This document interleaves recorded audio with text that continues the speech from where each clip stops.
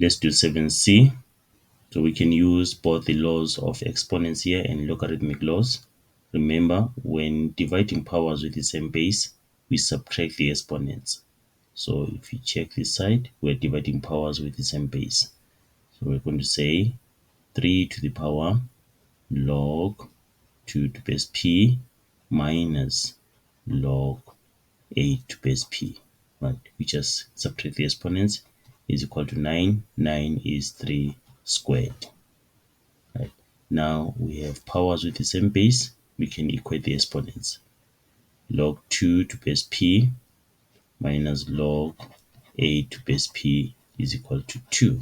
You have to remember this logarithmic law, which says log m to base a minus log n to base a is equal to log m over n to base a. We have to remember that. Okay. Now we have to use this law.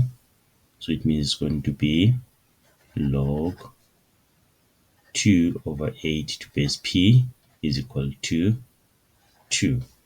Now we have to change from logarithmic form to exponential form. It's going to be p squared is equal to 2 over 8. It's going to be p squared is equal to 2 over 8, which is like 1 over 4. So p squared is equal to 1 over 4. Now we can find p by square rooting both sides or using the difference of two squares. So p is equal to positive or negative 1 over 2. But a base of a logarithm cannot be negative. Therefore, p is equal to 1 over 2. The other way you could have done this was to say, let's multiply both sides by the denominator. Then 3 to the power log 2 to base p is equal to 9 times 3 to the power log 8 to base p.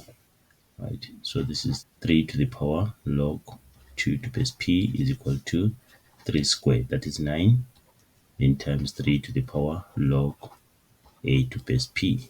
Here we're multiplying powers with the same base, so this is like 3 to the power log 2 to base p is equal to 3 to the power 2 plus log.